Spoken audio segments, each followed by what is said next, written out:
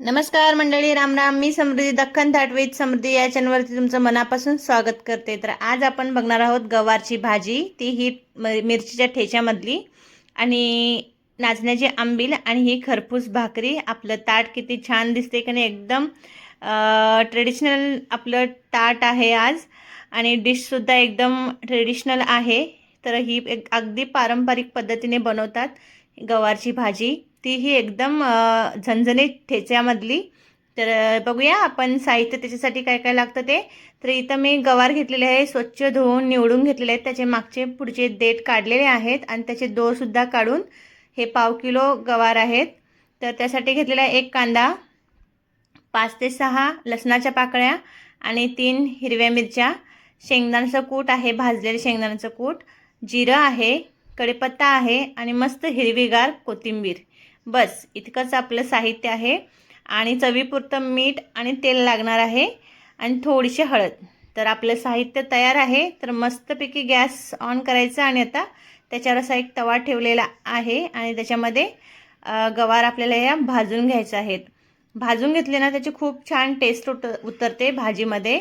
तर तुम्हाला एक सांगायची आहे गोष्ट, जी गुड न्यूज आहे, तर ती सांगायची होती. तर आपण जसं हे चॅनल यूट्यूबला पाहतो ना, तसंच मी इंस्टाग्राम पण पेज नवीन जॉईन केले आहे. तुम्ही फॉलो करा, आणि फेसबुक पेजलासुद्धा तुम्ही फॉलो करा.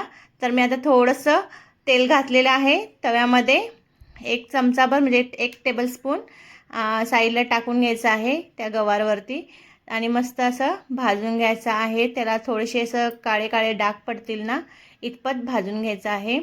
मस्त टेस्ट लागते. तुम्ही एकदा करून बघा. बघा, असे डाग पडले पाहिजे गवारला त्या. तुम्ही ह्या भाजीला काय बोलतात तुमच्या भागामध्ये?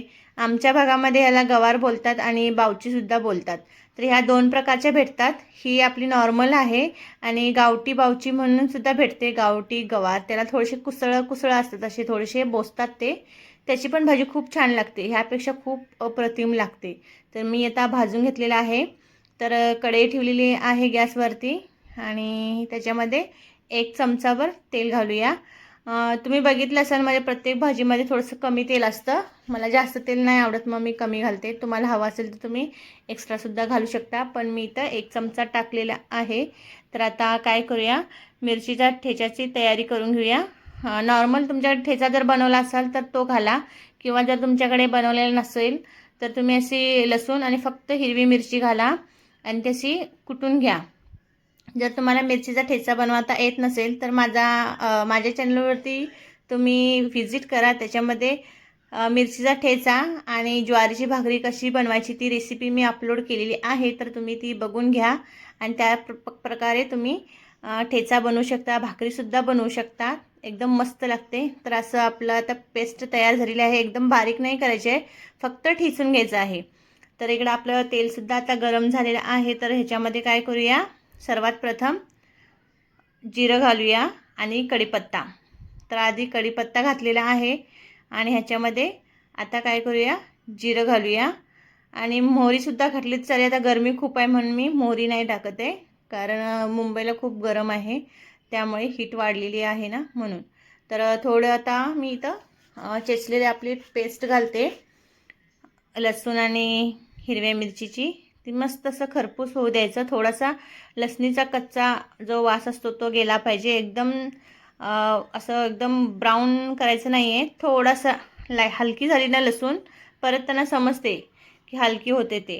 आता थोडी हलकी झालेली आहे. या स्टेजला काय करायचं आहे, चिरलेला कांदा घालून घ्यायचा आहे, तो सुद्धा परतून घ्यायचा आहे. फक्त 1 ते 2 मिनिट लागतात परतून घेण्यासाठी.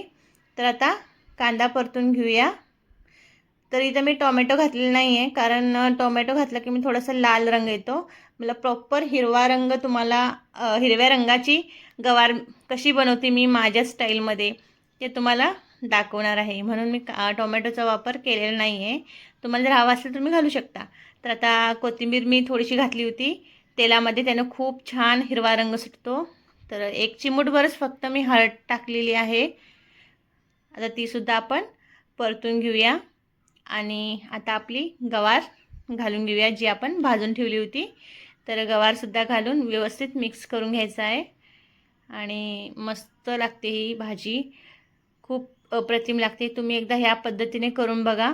आणि आता मी मिक्स करून झालेली आहे सर्व. तर ह्या स्टेजला काय करायचं आहे, चवीपुरतं मीठ घालून घ्यायचं आहे. आता मीठसुद्धा आपण मिक्स करून घेऊया. आता मीठ घातल्यानंतर काय करायचं, इथं शेंगदाण्याचं कूट आहे, तो 6 चमचे कूट आहे, टेबलस्पून तुम्ही बघू शकता. तर पूर्णच्या पूर्ण घाला किंवा तुम्हाला कमी आवडत असेल तर तुम्ही कमी घाला. 6 चमचे इनफ आहेत इतक्या भाजीसाठी. तर शेंगदाण्याचं कूटसुद्धा घालून तोसुद्धा मिक्स करून घ्यायचा आहे. आणि थोडंसं पाणी घालायचं आहे. काही काही भागांमध्ये ना अशी थोडीशी लथपथ भाजी असते, म्हणजे थोडीशी दबदबीत भाजी असते. तुम्ही दबदबीत ठेवत असाल तरी पण छान लागते. तुम्हाला ड्राय करायची असेल तर पूर्ण पाणी आटवा. आणि ही मी थोडीशी अशी अंगापुरतीच करणार आहे, पाणी म्हणजे घालणार आहे ह्याच्यामध्ये. तर मी इतकं पाणी घातलं, म्हणजे साधारण पाववाटी पाणी घातलेलं आहे, तुम्ही बघू शकता.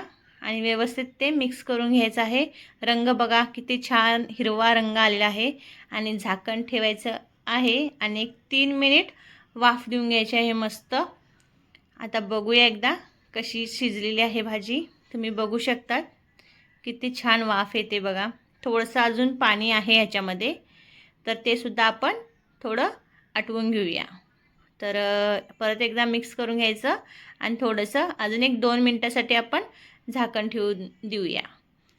आता बघूया. बघा बरोबर जशी मला हवी होती, भाजीचं टेक्स्चर जसा मला हवा होता तसा आलेला आहे.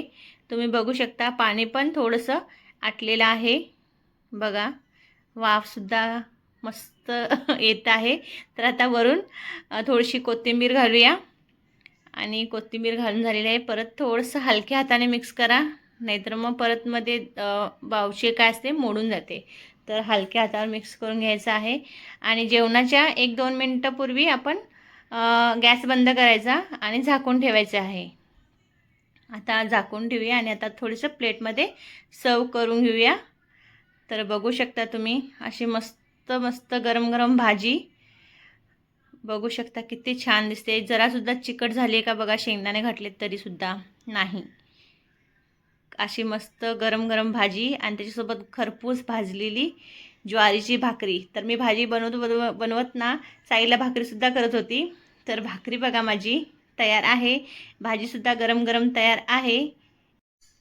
तर तुम्ही अशा प्रकारे भाजी आणि भाकरी बनवून बघा, खूप छान लागते, कमालीची टेस्ट लागते. अगदी आजीच्या किंवा आईच्या हातची टेस्ट आहे असं तुम्हाला वाटेल.